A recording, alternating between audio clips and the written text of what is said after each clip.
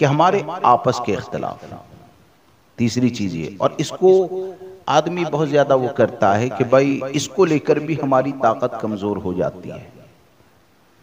अब ये ताकत अगर कमजोर होती है तो इसको ठीक करने का, मजबूत करने का रास्ता क्या है?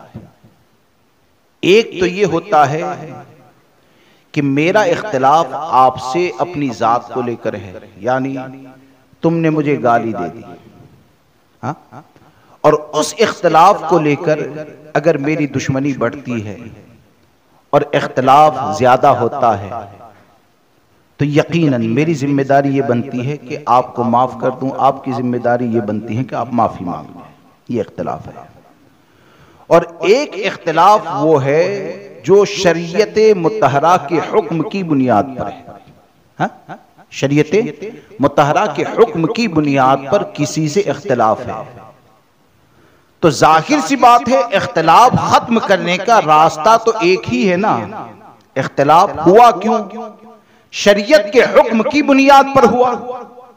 अब जब शरीयत के हुक्म की बुनियाद पर हुआ तो आज बहुत से लोग मीठे नारे तो लगाते हैं, यानी सब आपस में मुत्तहिद हो जाए, मुत्तहिद हो जाए। हम भी ये नारा लगाते हैं। हम सिर्फ इतना कहते हैं कि इत्तेहाद इस सूरत में होगा कि हमारे इख्तिलाफ को शरीयत के मीजान पर तोलें, शरीयत के तराजू में तोलें, और शरीयत जिस जगह पर मुझे गलत कहती है तो मेरी जिम्मेदारी है हुक्म शरा के सामने अपनी गर्दन को झुकाकर तौबा कर। शरीयत जहां पर आपको गलत कहती है, हुक्म शरा के सामने गर्दन झुकाकर आप तौबा कर लें। और इसमें न आप नीचे होते हैं न मैं नीचा होता हूं, यानी आपको भी सवाब मिलेगा तो शरीयत के हुक्म पर ही अमल करने का सवाब मिलेगा।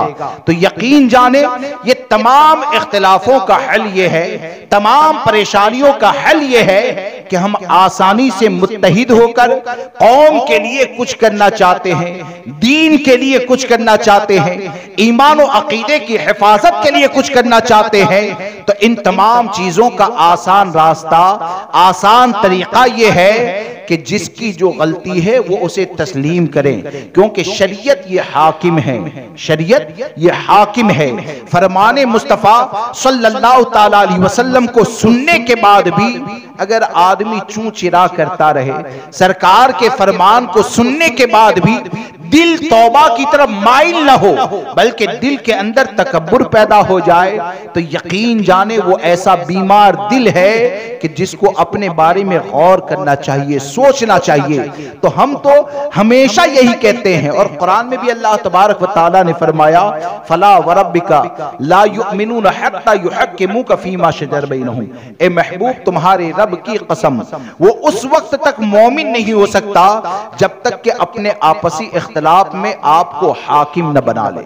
अब जब अल्लाह तबारक व तआला ने अपने महबूब के हाकिम होने का ऐलान किया और नबी अकरम सल्लल्लाहु ताला अलैहि वसल्लम के फरमान हमारे लिए हकम की वो हैसियत रखते हैं कि आप जो भी परेशानी को दूर करना चाहते हैं ना, सरकार के फरमान को पढ़ें, और सरकार सल्लल्लाहु ताला अलैहि वसल्लम का फरमान जिसे गलत कह देना तो वो 1 लाख का मजमा भी होगा ना, वो कभी हक पर नहीं हो सकता है। सरकार का फरमान जिसे गलत कह दे, वो 1 लाख लोग भी जमा हो जाए, वो हक पर नहीं हो सकते।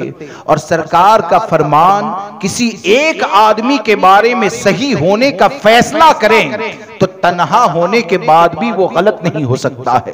क्यों? कि शरीयत ये हाकिम है। हम अपने मसाइल को, अपने मामलात को और दूसरी तमाम चीजों को शरीयत मुतहरा के दायरे में रहकर हल भी करें, और हल करने के साथ उसके ऊपर अमल करने की कोशिश करें, तो इंशाअल्लाह उससे इत्तेहाद भी पैदा होगा, उससे काम में तेजी भी आएगी, उससे लोग आपस में जुड़ेंगे भी।